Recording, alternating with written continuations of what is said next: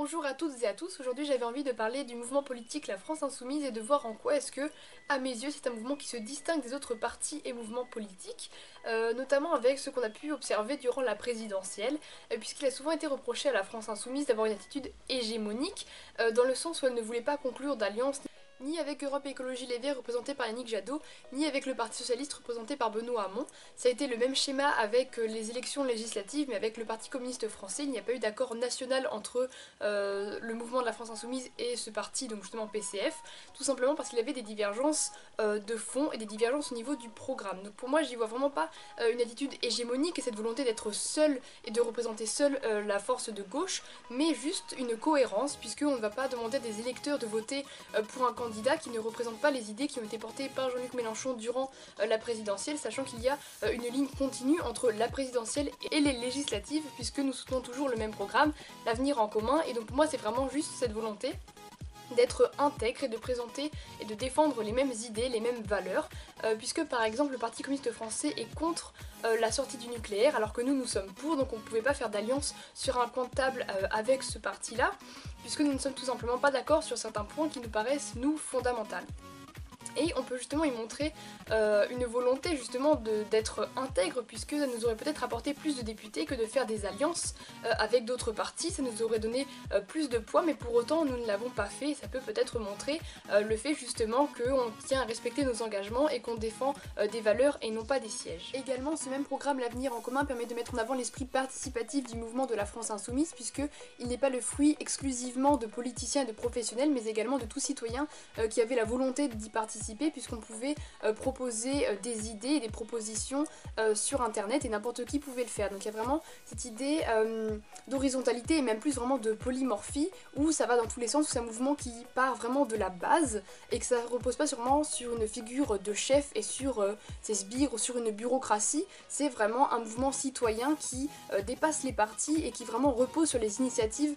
des groupes d'appui et de toute personne voulant y contribuer. Il y a par exemple eu le jeu vidéo Fiscal Combat qui est sorti, il y a eu plein d'idées qui sont sorties comme ça qui ne venaient pas de Mélenchon ou d'autres dirigeants de la France Insoumise.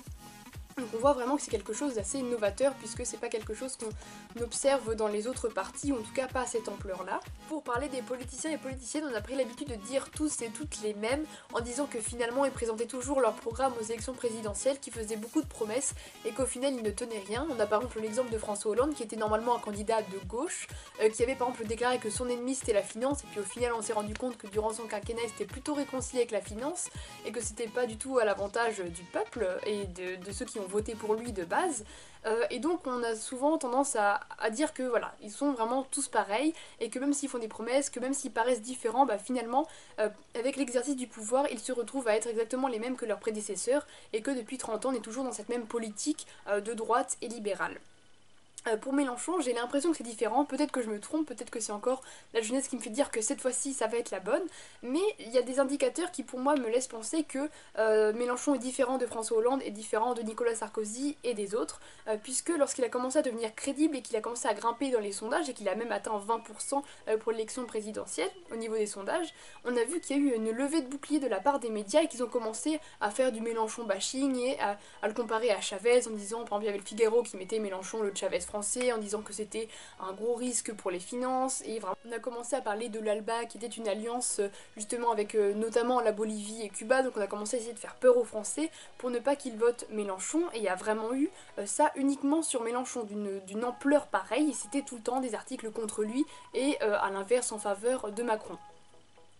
Et ça pour moi c'est un indicateur, parce que les médias c'est quoi? Alors de base on dit que c'est le quatrième pouvoir, que ça permet d'informer l'opinion publique, machin machin, ce qui devrait être le cas évidemment, mais pour ça il faut que les médias soient indépendants, et aujourd'hui c'est pas le cas en France, puisque 90% de la presse appartient à 9 milliardaires, donc on voit finalement que la presse est inféodée au pouvoir, et donc à ceux qui ont l'argent, puisque voilà, les milliardaires ce sont ceux qui sont dans les milieux d'affaires et qui finalement ont des intérêts qui se voient menacés par le programme L'Avenir en commun, puisque on parle notamment de redistribuer un minimum les richesses. Et donc ça leur plaît pas et ça leur fait peur, et c'est pour ça qu'il y a eu cette réaction et que les médias finalement sont les garants du système en place, et que Mélenchon du coup aurait pu changer ce système. Donc pour ceux qui veulent justement en sortir, Mélenchon aurait probablement été vraiment une alternative crédible et qui aurait marché, qui au moins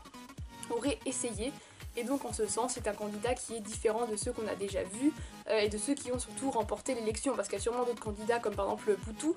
qui est sincère et honnête dans sa démarche mais qui a pour l'instant des corps beaucoup trop faibles pour pouvoir espérer changer quoi que ce soit en France, alors que Mélenchon on y était vraiment presque avec la France Insoumise. Mais voilà, probablement peut-être en partie à cause des médias nous n'y sommes pas arrivés à ce second tour.